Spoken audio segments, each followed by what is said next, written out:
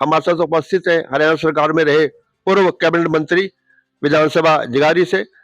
लेते हैं जानकारी के गत दिवस प्रतापनगर के अंदर जो कृषि यूनिवर्सिटी खोलने का निर्णय लिया है, उसको लेकर किस प्रकार धन्यवाद करेंगे सरकार का और किस प्रकार आगामी जानकारी देंगे यहाँ की जनता को हमारे आदरणीय चौधरी कंवरपाल जी गुर्जर विधानसभा जगाजी। देखिए, जहां तक कृषि कॉलेज की बात है, इसकी मंजूरी तो पहले ही की थी। कुछ छोटी मोटी जो कमियां थी वो अभी पूरी हुई है, इसलिए कुछ वो चर्चा में ज्यादा बात आई कि भाई अभी हुआ, लेकिन उससे पहले ही उसकी थी। पंचायत ने 45 एकड़ जमीन जो है वो भी पहले ही दे दी थी और उसकी मंजूरी भी पहले ही हो चुकी थी। और इस कृषि कॉलेज के लिए मैं एक व्यक्ति जो बलदेव राज कंबोज जी हैं, जो सारी यूनिवर्सिटी के वाइस चांसलर हैं, तो उनका भी धन्यवाद करूंगा कि उन्होंने मेरा इसमें, मैं मंत्री था लेकिन मंत्री के साथ साथ ही फिर भी उन्होंने मार्गदर्शन किया इसमें, और उन्होंने मेरा उत्साह भी बढ़ाया इसके लिए कि यहाँ जरूरी है। और मैं सरपंच साहब का भी धन्यवाद करूंगा कि उन्होंने 45 एकड़ जमीन देने का निर्णय लिया, क्योंकि उनके निर्णय के बिना भी संभव नहीं था। तो सबने जब किया तो निश्चित तौर से इसका बड़ा लाभ होगा इलाके को। किस प्रकार का लाभ होगा? यहाँ के लोगों को रोजगार मिलेगा? देखिए, रोजगार तो मिलेगा, रोजगार के साथ साथ बच्चों की पढ़ाई का भी है। हिसार के बाद ये पहला ऐसा कॉलेज है, एग्रीकल्चर कॉलेज है। बीच में जो एक कॉलेज कुरुक्षेत्र में है, कौड़ में एग्रीकल्चर कॉलेज है, वो प्राइवेट कॉलेज है, लेकिन अगर सरकार का कॉलेज है एग्रीकल्चर का, तो ये मैं समझता हूँ हिसार के बाद से पहला कॉलेज ऐसा है। तो निश्चित तौर से जो बच्चे शिक्षा लेंगे तो एक तो सस्ता भी पड़ता है, जो सरकार का कॉलेज है उसमें खर्च काफी कम होते हैं और क्वालिटी भी उसकी अच्छी, उसकी मान्यता भी ज्यादा होती है, मैं समझता हूँ। क्योंकि सीधा जिस प्रकार यूनिवर्सिटी के अंडर है और उसकी देख रेख में होगा, तो मैं समझता हूँ काफी लाभ यहाँ लोकल लोगों को भी, किसानों को भी लाभ होगा, जो नए नए रिसर्च करेंगे ये लोग, और बच्चों को भी लाभ होगा कि वो बीएससी करने के लिए उन्हें कहीं बाहर जाने की बजाय ना यहीं पर एग्रीकल्चर से बीएससी यहीं से कर सकेंगे। कल विधानसभा के अंदर हमारे मुख्यमंत्री नायब सैनी जी ने छछरौली के लिए विशेष एक ऐतिहासिक निर्णय लिया है, उसको लेकर किस प्रकार जानकारी देंगे मंत्री जी?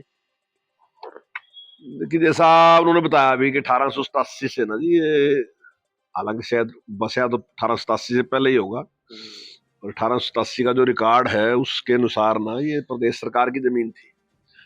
और पहले तो कोई इसमें खास समस्या आई नहीं है, ना ही किसी ने ध्यान दिया इसका। अब ये कब से हमारे बाप दादा से कब से चली आ रही बात, पता नहीं, सैकड़ों साल पुरानी बात है।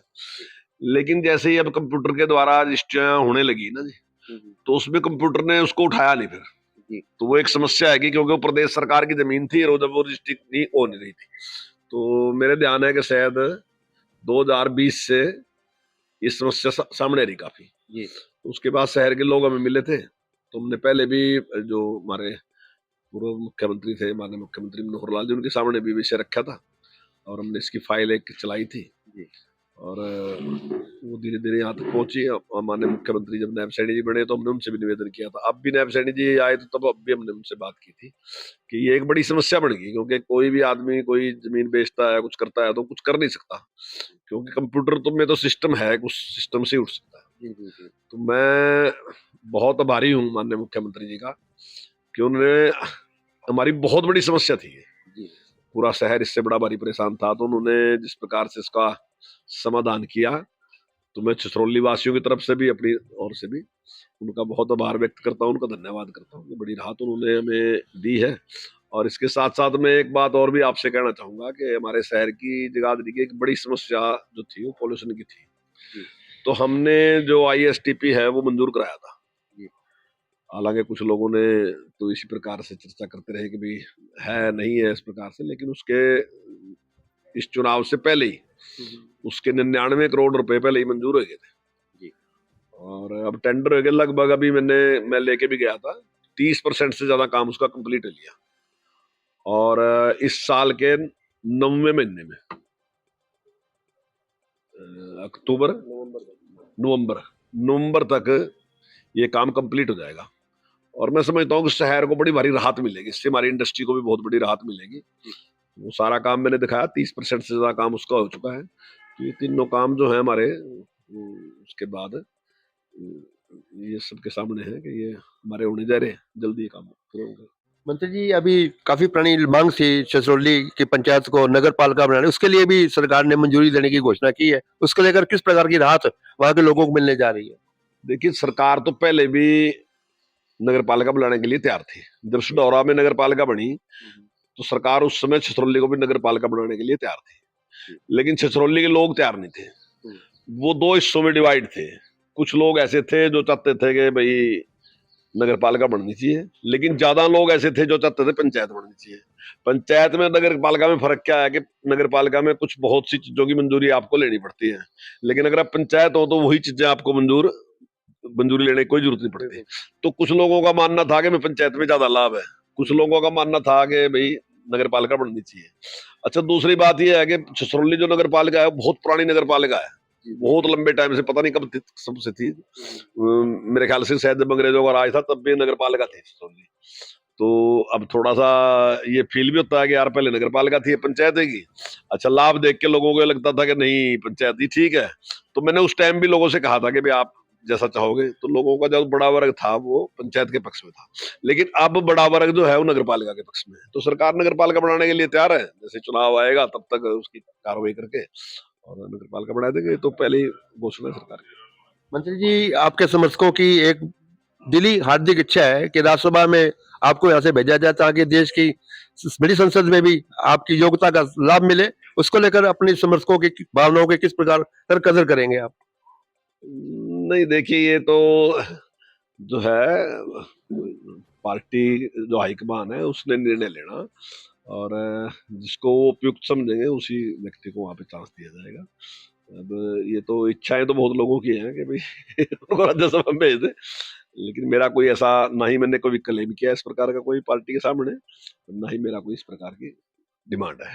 आपके सर वजूद को देखते हुए प्रदेश अध्यक्ष के लिए भी आपके नाम की चर्चा चल रही है सर। देखिए, मैंने कहा कि भाई हाईकमान जो है ना जी वो बड़ी सूझबूझ से निर्णय लेता है, और मैं ऐसा समझता हूँ कि आज तक कभी भी, मैं 1990 में पार्टी में आया और 1990 से लेके आज तक जहां मेरा सही उपयोग हो सका हमेशा पार्टी ने उसका सही उपयोग किया, और मुझे अच्छी अच्छी जिम्मेदारियां पार्टी ने दी है। और आने वाले टाइम में पार्टी इसी प्रकार से जहां समझती है कि जरूरी है तो वहां निश्चित तौर से जिम्मेदारी मिलेगी। मुझे कभी इस प्रकार की दिक्कत कभी आई नहीं आज तक जीवन में कि पार्टी ने कोई जिम्मेदारी दी। हमेशा मेरे पास अच्छी अच्छी जिम्मेदारियां रही, जिम्मेदारियां दी पार्टी। मैं पार्टी का बहुत आभारी हूँ। मंत्री जी, आपके नेतृत्व में यहाँ नगर निगम चुनाव लड़ा और बहुत बढ़िया प्रदर्शन रहा।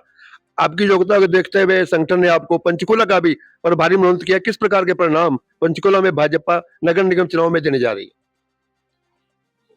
देखिए, जिस प्रकार का माहौल है मुझे ऐसा लगता है कि हम जैसे हमने यहाँ पर स्वीप किया था वैसे ही हम पंचकुला में भी स्वीप करेंगे और एक तरफा हम जीत हासिल करेंगे। माननीय मुख्यमंत्री नायब सैनी जी की जिस प्रकार की लोकप्रियता है, निश्चित तौर से उसका हमें लाभ मिलेगा। निश्चित तौर से वहाँ बड़े मार्ग से चुनाव जीतेंगे। सर, एक मेरी इच्छा है कि आप भी, रमजान का महीना चल रहा है मुस्लिम भाइयों के लिए और होली का पर्व भी आ गया है, इनको भी देशवासियों को शुभकामनाएं अपनी ओर से, अपनी पार्टी की ओर से।